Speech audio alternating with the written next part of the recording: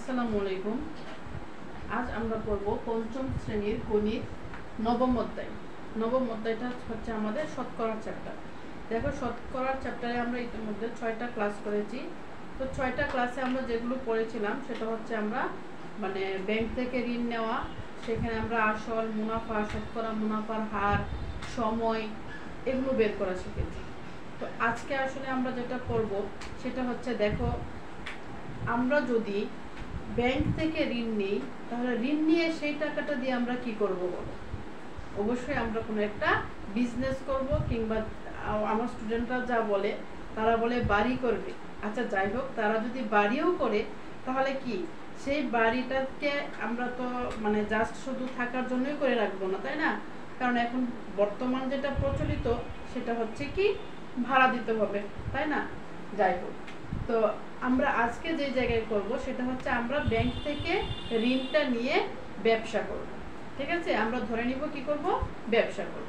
ব্যবসা যদি করতে যাই তাহলে প্রথমে আমাদেরকে কি করতে হবে, যে টাকাটা ঋণ নিলাম সেই টাকাটা দিয়ে আমাদের কোনো না কোনো জিনিস কিনতে হবে, তাই না? তাহলে এই যে আমরা জিনিস কিনলাম, আমরা এই টাকাটা দিয়ে কি করলাম, জিনিস কিনলাম। এই যে জিনিস কিনলাম, এই কেনাটাকে, যে টাকা দিয়ে আমরা একটা জিনিস কিনবো, সেই কেনার আরেকটা শব্দ হচ্ছে ক্রয়। কেনার আরেকটা শব্দ হচ্ছে ক্রয়। আর যে টাকাটা দিয়ে আমরা কিনি অর্থাৎ দাম বলি, সেটার আরেকটা শব্দ হচ্ছে মূল্য। অর্থাৎ যে টাকাটা, ওই জিনিসটার দাম যত, সেটাকে যে টাকাটা দিয়ে আমরা কিনলাম সেটাকে বলা হয় ক্রয় মূল্য। কি বলা হয়? ক্রয় মূল্য। আমরা পাবো ক্রয় মূল্য। বিজনেস করতে গেলে, ব্যবসা করতে গেলে প্রথমেই আমাদের যেটা লাগবে সেটা হচ্ছে একটা পণ্য কিনবো। পণ্য কেনার যে দামটা দেব সেটাকে বলা হয় ক্রয় মূল্য। এটা আমাদের নতুন শব্দ, ঠিক আছে? যেহেতু আমরা ব্যবসার উদ্দেশ্যে জিনিসটা কিনতেছি, তার মানে আমরা সেই জিনিসটা কি করব, বিক্রয় করব, বিক্রি করে দিব আরেকজনের কাছে, তাই না? সেটা আমরা ইউজ করব না। যদি ইউজ করার জন্য কিনি তাহলে সেটাকে ব্যবসা বলা যাবে না। তাহলে আমরা যেহেতু বিক্রয় করে দিব এবং ওই জিনিসটা যত টাকা দিয়ে বিক্রয় করব সেটাকে বলা হবে বিক্রয় মূল্য। সেটাকে বলা হবে বিক্রয় মূল্য। অর্থাৎ যে দামে আমরা জিনিসটা বিক্রয় করব সেটাকে বলে বিক্রয় মূল্য। ঠিক আছে, না নতুন শব্দ পেলাম, একটা ক্রয় মূল্য, একটা বিক্রয় মূল্য। দেখো, আমরা যদি ব্যবসা করতে যাই তাহলে সেই ব্যবসায় আমাদের দুইটা জিনিস মানতে হবে। একটা হচ্ছে কি লাভ, যেটার জন্য আমরা ব্যবসাটা করব। লাভের জন্যই কিন্তু আমরা ব্যবসাটা করব।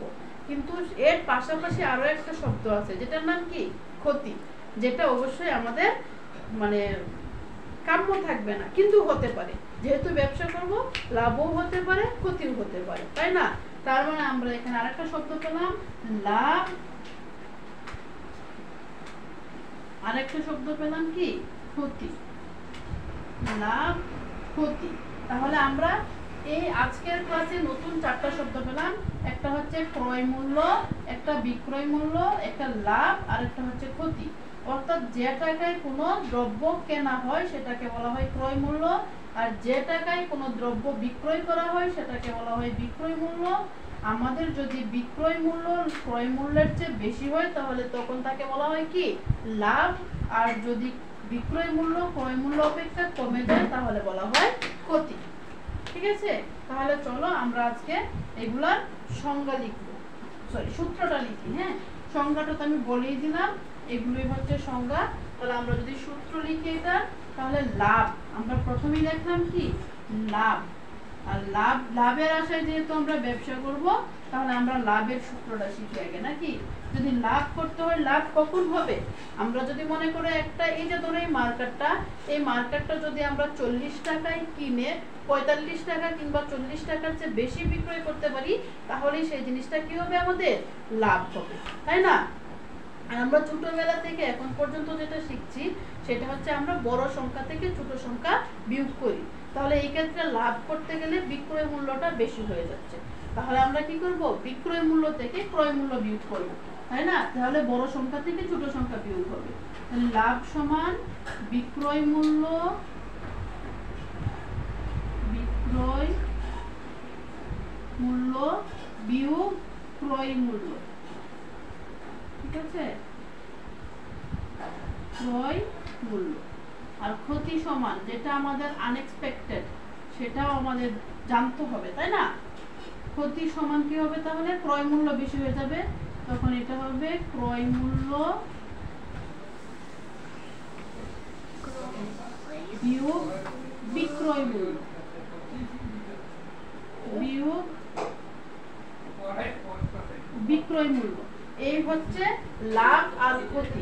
এই লাভ বের করা শিখলাম, ক্ষতি বের করা শিখলাম। এরপরে যেটা শিখতে হবে যে আমাদের ক্রয় মূল্য বের করতে হবে, বিক্রয় মূল্য বের করতে হবে। তাহলে দেখো, যদি আমাদের লাভ হয়, ব্যবসায় যদি লাভ হয়, তাহলে আমরা এখানে লিখব লাভ হলে, লাভ হলে বিক্রয় মূল্য সমান বিক্রয় মূল্য সমান আমরা ক্রয় মূল্য তো থাকবেই, ক্রয় মূল্য সাথে আমরা যত টাকা লাভ করলাম, ঠিক আছে, ক্রয় মূল্য যোগ লাভ। অর্থাৎ এই মার্কারের দাম আমরা যদি 40 টাকায় কিনে থাকি আর আমরা যদি 5 টাকা লাভ করি, তাহলে টোটাল কত? ক্রয় মূল্য 40 টাকা, লাভ করলাম 5 টাকা, তাহলে টোটাল বিক্রয় মূল্য কত হলো? 45 টাকা। এই হচ্ছে বিক্রয় মূল্য। তার মানে ক্রয় মূল্য যোগ লাভ। আর লাভ হলে ক্রয় মূল্য সমান ক্রয় মূল্য সমান, যদি লাভ হয় তাহলে আমাদের ক্রয় মূল্য বের করতে গেলে আমাদের বিক্রয় মূল্য থেকে বিয়োগ করতে হবে, কারণ বিক্রয় মূল্য তো বেশি। আমরা লিখব বিক্রয় মূল্য বিয়োগ লাভ, ঠিক আছে। এরপর আরেকটা কি, যদি ক্ষতি হয়ে যায় ব্যবসায়, হ্যাঁ,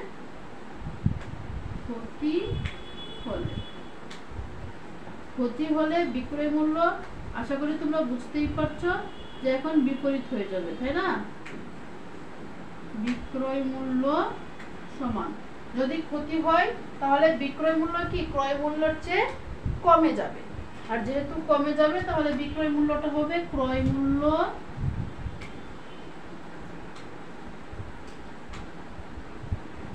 বিয়োগ ক্ষতি, আর ক্রয় মূল্য সমান হবে ক্রয় মূল্য সমান হবে কই বিক্রয় মূল্য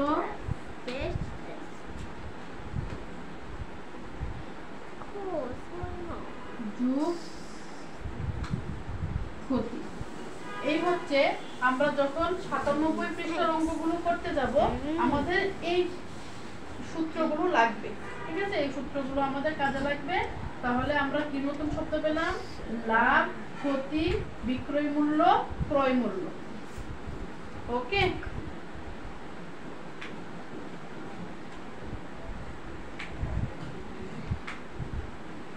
চলো তাহলে আমরা এখন করব যেটা 97 পৃষ্ঠা। 97 পৃষ্ঠা তো আমরা অলরেডি করে ফেলেছি, তাহলে 98 পৃষ্ঠা দেখো।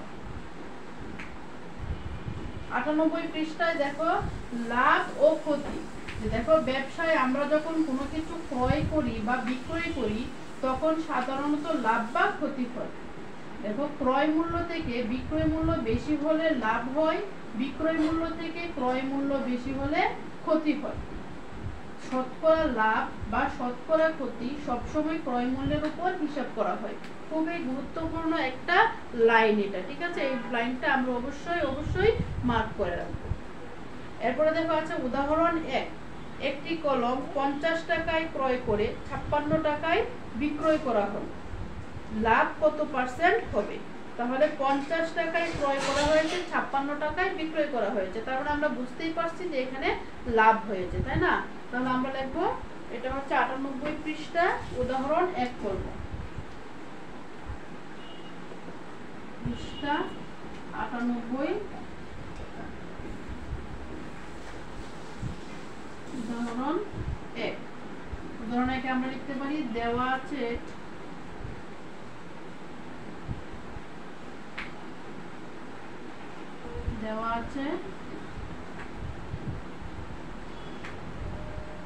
বিক্রয় মূল্য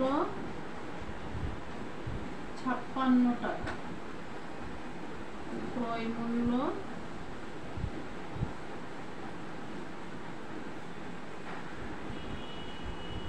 50 টাকা। তাহলে সুতরাং লাভ কত হলো? সুতরাং লাভ হলো 56 - 50 টাকা। তোমরা এখানে ইচ্ছা করলে আরো বাড়িয়ে লিখতে পারো, যে আমরা জানি লাভ সমান বিক্রয় মূল্য বিয়োগ ক্রয় মূল্য, লিখে বিয়োগ করতে পারো। ঠিক আছে, আমি এভাবে লিখে দিলাম কারণ আমরা এই সূত্রগুলো জানি অলরেডি। ঠিক আছে, তাহলে কি বলা হয়েছে? শতকরা লাভ বা শতকরা ক্ষতি ক্রয় মূল্যের উপর হিসাব করা হয়। তাহলে আমরা ক্রয় মূল্যের উপরে হিসাব করব। আমরা লিখব 50 টাকায় ক্রয় মূল্য, এখানে কত? 50 টাকা। 50 টাকায় লাভ হয় 6 টাকা। ঠিক আছে, 50 টাকায়, কারণ আমরা লাভ কত পার্সেন্ট সেটা বের করব, যা বের করব তা প্রথম বাক্যের শেষে, এই জন্য লাভকে প্রথম বাক্যের শেষে দেব। 50 টাকায় লাভ হয় 6 টাকা। সুতরাং 1 টাকায় লাভ হয়, 1 টাকায় কম লাভ হবে, তাই সেটা ভাগ করতে হবে। সুতরাং 100 টাকায়। এখন প্রশ্ন হচ্ছে, অনেকে বলে যে মিস আপনি এখানে কেন 100 এনেছেন? 100 এনেছি কারণ আমাদেরকে জিজ্ঞেস করেছে কত পার্সেন্ট। কত পার্সেন্ট মানে শতকরা, আর আমরা জানি শতকরা মানে প্রতি শতে, অর্থাৎ 100-তে, এই কারণে 100 এনেছি। ঠিক আছে, সুতরাং 100 টাকায় লাভ হয় 50/6 গুণ 100। তাহলে কেন এখানে 100 কেন উপরে গেল? কারণ 1 টাকার চেয়ে 100 টাকায় বেশি লাভ হবে, আর বেশি হলে গুণ করতে হয়, এই কারণে আমরা উপরে লিখেছি। ঠিক আছে, এবার আমরা চলো এটাকে করি। 50-কে 50 ভাগ করছি, 50 দ্বিগুণে 100, তাহলে কত হলো? 2। 6 দ্বিগুণে 12, অতএব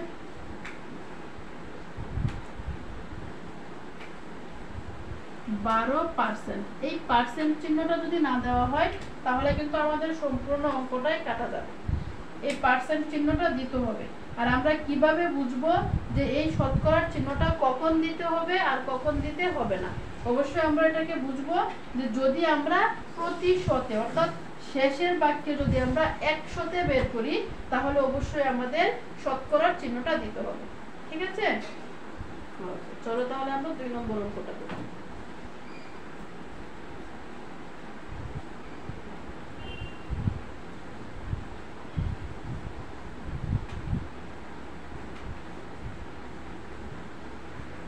উদাহরণ 2, একটি খাতা 15 টাকায় ক্রয় করে 12 টাকায় বিক্রয় করা হলে ক্ষতি কত পার্সেন্ট হবে? দেখো, ক্রয় মূল্য এখানে বিক্রয় মূল্য অপেক্ষা বেশি হয়ে গেছে, কারণ ক্রয় মূল্য 15 টাকা আর বিক্রয় মূল্য 12 টাকা। তাহলে অবশ্যই আমরা এই যে দেখো ব্যবসায়ীকে লস খেয়েছি, না ক্ষতি হয়েছে। তাহলে চলো লিখি। উদাহরণ 2 আমরা লিখব, দেওয়া আছে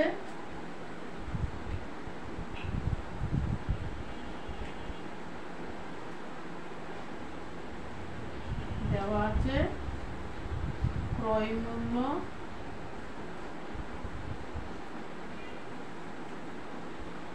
15 টাকা, বিক্রয় মূল্য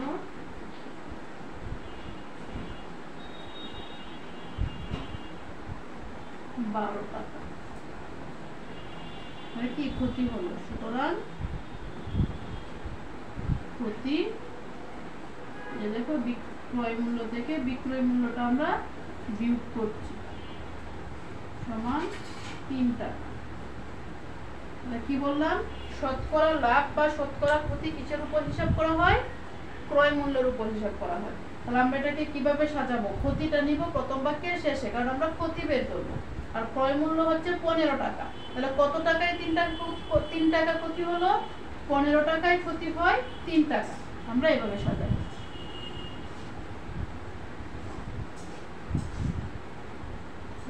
টাকায় ক্ষতি হয় 3 টাকা। সুতরাং 1 টাকায় ক্ষতি হয় 15 টাকার চেয়ে 1 টাকায় আরো কম ক্ষতি হবে, তাই না? তাহলে 15/3 টাকা। সুতরাং 100 টাকায় ক্ষতি হয় বেশি হবে, তাই 3 গুণ 100।